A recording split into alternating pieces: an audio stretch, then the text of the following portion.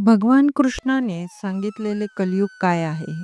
एकदा चार पांडव अर्जुन, भीम, नकुल आणि सहदेव भगवान श्रीकृष्णाजवळ आले आणि विचारले, प्रभू, कलियुग म्हणजे काय? आणि त्यात काय होईल? भगवान श्रीकृष्ण मंद स्मित करत म्हणाले, मी तुम्हाला कलियुगाचं प्रात्यक्षिक दाखवतो.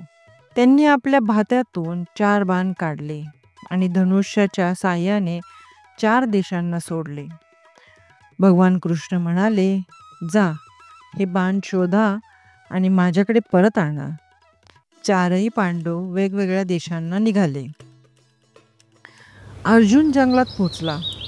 त्याला त्याचा बाण सापडला आणि त्याच वेळी मंजूळ आवाज ऐकू आला. एक कोकिळा गात होती. पण त्या आवाजामागे भयंकर दृश्य होतं. तीच कोकिळा जिवंत सशाचे मांस खात होती. ससा वेदनांनी तडफडत होता आणि ती पक्षिणी गात होती.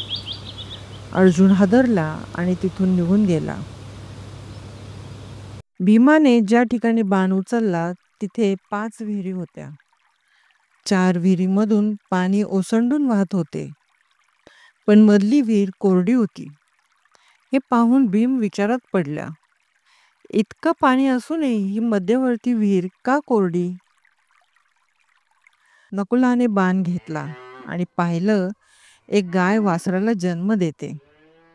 गाय त्या वासराला प्रेमाने चाटते, पण स्वच्छ झाल्यानंतरही थांबत नाही. लोकांनी खूप प्रयत्न करून वासराला वेगळं केलं, पण वासरू जखमी झालं होतं. नकुल गोंधळून गेला. सहदेवाने पाहिलं, एक मोठी शिळा डोंगरावरून खाली घसरत येत आहे.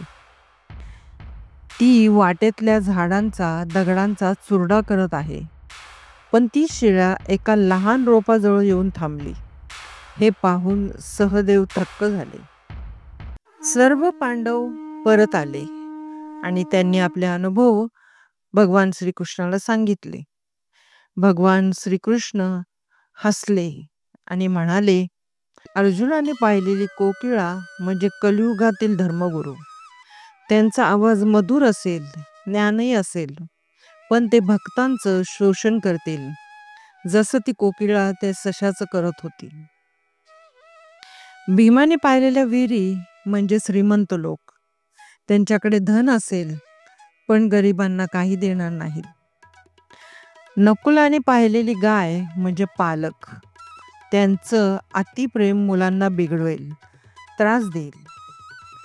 सहदेवाने पाहिलेला दगड म्हणजे माणसाचं अधपतन, पण शेवटी श्रद्धा आणि देवाचं नाम त्यांना थांबवेल, त्यांचा उद्धार करेल. म्हणूनच प्रभू म्हणाले, जसे कर्म तसे फळ. कितीही विरोध झाला तरी योग्य आणि चांगल्या गोष्टींनाच पाठिंबा द्या. श्री रामकृष्ण हरी. ही कथा आवडली असेल तर व्हिडिओला लाईक, शेअर करायला विसरू नका आणि अशी दैवी कथा ऐकण्यासाठी चॅनलला सबस्क्राईब करा. जय श्री कृष्ण.